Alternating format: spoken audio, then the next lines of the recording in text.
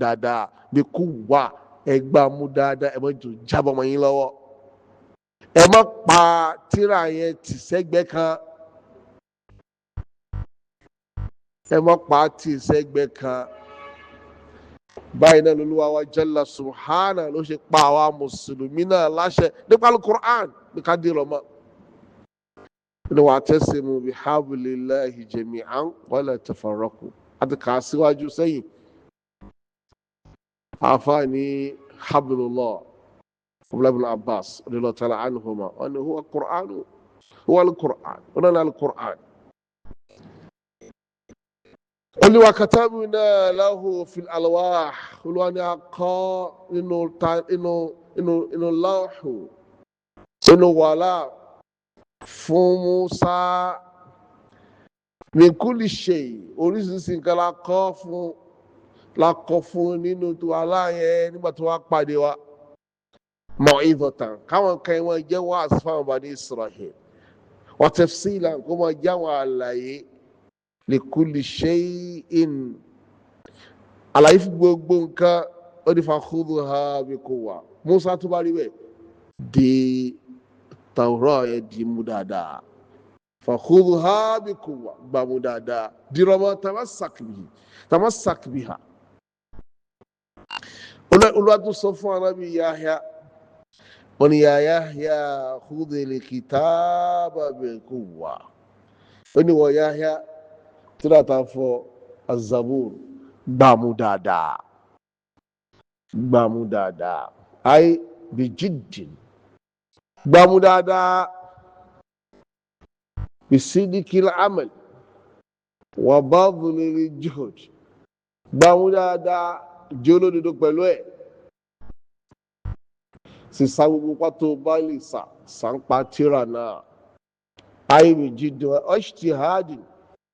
jẹ́ onígbìyànjú pẹ̀lú rẹ̀ wá azmi jẹ́ onípinnu náà lákàmọ̀n ya'khudh ma umira bihi bitaraddudi má dàbí àwọn èèyàn kan tó yẹ pé tó bá pa wọ́n láṣẹ rẹ̀ lákàmọ̀ ṣe absent mindedly bitaraddud kò sí istijma'ul qalbi fihi aw alayhi. Àwọn yẹn kan rí irun kíkí gẹ́gẹ́ bí wàhálà àwọn mùnáfíkì kúrò nílẹ̀ kó bọ́ ṣe bẹ́ẹ̀ kó bọ́ ṣàwọn mùnáfíkì. idha qamu ila salati qamu kusala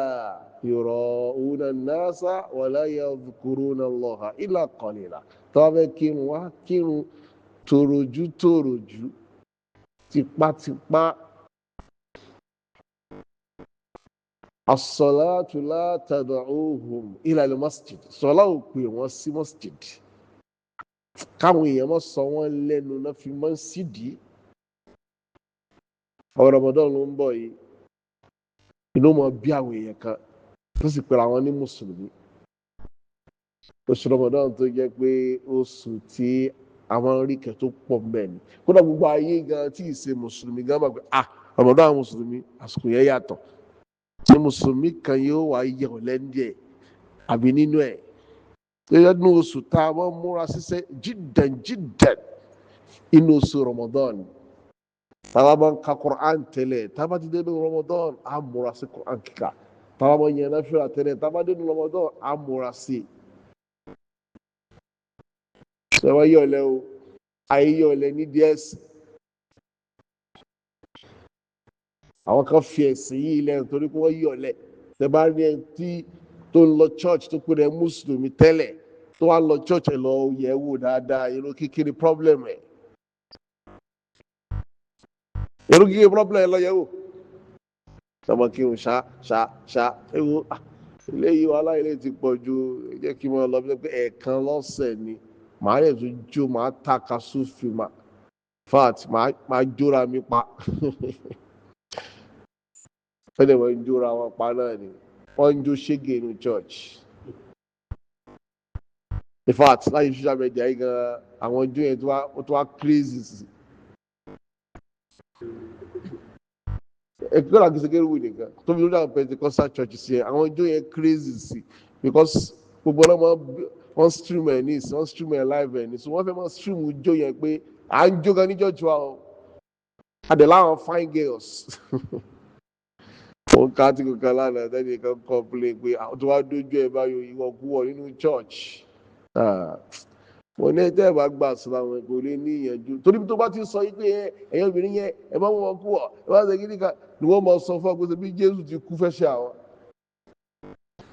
ara tó bá Kristian ti yẹ nìyẹn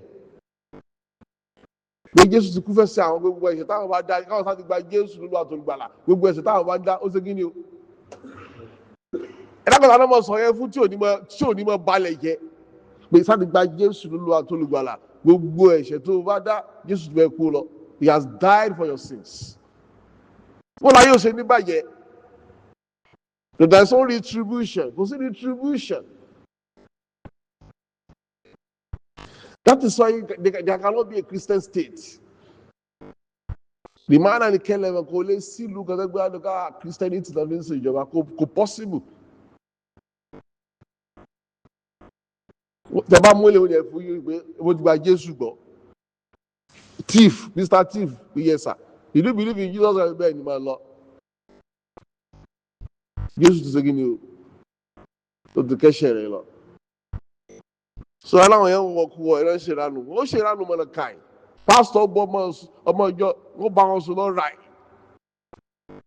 alhamdulillah adúpẹ́ fún Allah ala ni'mati hadha din lórí ní ìmọ̀táwà rí díẹ̀ sí wa kò sí tó jọ ní Islam tiwa níbo àwọn obìnrin ọ̀gá alhamdulillah gan káwọn gan tó dé gan wọ́n ti sit up so mùsùlùmí wọn múra sẹ́sìn yẹn kí wákàtí mẹ́wàá márùn-ún rẹ̀ lásìkò má kí tòròjú Ramadan ló ń bọ̀ yìí máa dunú lẹ́dí Ramadan wọn láwọn ẹni ire tó lọ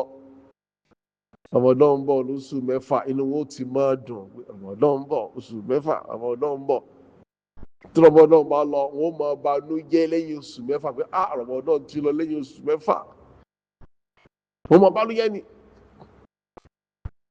so àwọn máa ń pàdé Ramadan pẹ̀lú ẹ̀mí tó dáa pẹ̀lú nídùúdùn pé yes àtúrí jọ́sìn ṣe àtúrò olúwẹ̀ dẹ́dà kó nífà jalla subhana kúrò dẹ́dà kó tún gbogbo wa ṣe o ṣe ká múra sísìn wọn ni lákàmán yakhud ma umira bihi bi taraddudin so ẹni tó bá ń gbá ẹ̀sìn rẹ̀ mú bi taraddud ló gbé kó mọ́ lọ wájú kó mọ́ lọ sẹ́yìn kó mọ́ stable thumma amanu thumma kafaru fazdadu kufra tó bá ṣe kúfùrù lónìí yóò tún ṣe Islam lọ́la yóò tún ṣe kúfùrù láwọn jùlọ àwọn dáwà pé ẹ̀sìn wa ò ní àmọ́ sọ̀rọ̀ tó ń bá kiri lóde ẹ̀sìn pé èlè máa gbéégún èlè máa tẹ̀ láwọn olóró èlè máa gíní ká àwọn tó bá dẹ́rù ẹ̀wò tó pé rẹ̀ mùsùlùmí nǹkan sí ọ́ so kágbẹ́sìn wa mú bí dúní tarọ̀ dúdín wà fòtúrì àbí má fàájò ọmọ rẹ̀ yẹ kó mọ sún yẹ wá yé orí mi bàtí sọlá bá ń bọ̀ yóò mọ yẹn gbò àsìkò oorun ni yóò mọ yẹn ni bí ó mọ pa ṣetán ló mú ẹ ṣeré yẹn kúrò dẹ́dà wa kó tó ẹnìkan kan wá ṣe o ó dẹ̀ forí ẹ̀sìn àti wa ẹ jẹ́ ká serious pẹ̀lú ẹ̀sìn wa serious pẹ̀lú ẹ̀sìn yín ọ̀tàkùnlọ́ha hakọ̀tùkọ̀tìhì ẹ páyà Allah bó ṣe ẹ̀kẹ́ ẹ páyà ẹ̀ ẹ má páyà rẹ̀ halfway wọ́n ti try now 20% tó máa fi 20% páyà lọ́wọ́ at least ìbáwọn yẹn ní o kẹtẹ páyà lọ́wọ́ ìbísà kẹtẹ ní 20% yẹn tá ló sọ fẹ́ pé Allah ti gbà á. من الذي أخبرك بأن الله سيقبله تلو صفر pé Allah máa gba 20% yẹn bẹ́ẹ̀ bó ló ṣe wọ́n ga kó pé 20 géèjì wo ló lò ó lákó ṣàánú àjàre sallallahu ala nabiyina Muhammadin wa alihi wa sahbihi wa sallam alaykum wa rahmatullahi wa barakatuh.